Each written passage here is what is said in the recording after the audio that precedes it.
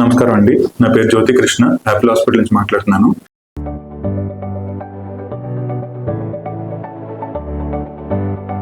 Planter fasciitis గురించి మాట్లాడుకుందామండి. వాళ్ళ ప్లాంటార్ ఫేషియటిస్ అనేది ఏంటి?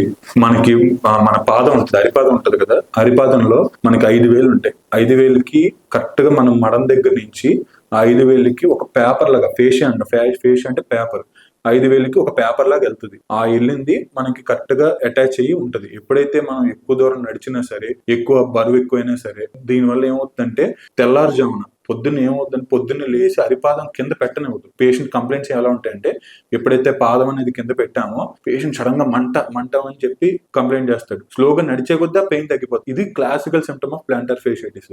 పేషెంట్ లేచిన వెంటనే ఎప్పుడైతే బాగా పెయిన్ ఉంటుంది, నడిచే కొద్ది పెయిన్ అనేది తగ్గుతుంది. ఇది పేషెంట్ కంప్లైంట్ చేస్తారు. దీనికి ట్రీట్మెంట్ ఏంటి? ట్రీట్మెంట్ అనేది మెయిన్ ఫిజియోథెరపీ ఉంటుందండి. నెక్స్ట్ చెప్పులు మార్చడం, ఎంసీఆర్ చెప్పల్స్ ఉంటాయి, మెత్తని చెప్పులు వాడడం, మెత్తగా ఉండే చెప్పులు, హార్డ్గా ఉండే చెప్పులు, హీల్స్ వేసుకునే వాళ్ళకి ఏంటంటే ఫేషియా బాగా ఇన్ఫ్లమ్ అయిపోయి బాగా పెయిన్ అని వస్తుంది.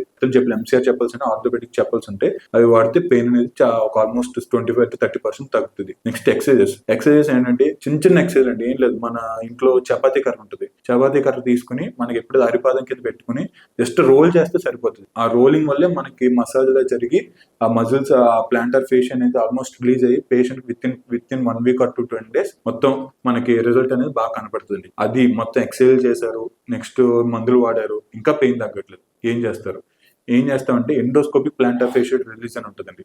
మనకి కెమెరా లాగా చిన్న కెమెరా లాంటిది పంపించి ఎక్కడైతే అది గట్టిగా పేపర్ లాంటిది అతుక్కుపోయి ఉంటుందో దాన్ని రిలీజ్ చేస్తాం. దాంతో పేషెంట్ పెయిన్ అనేది తగ్గుతుందండి.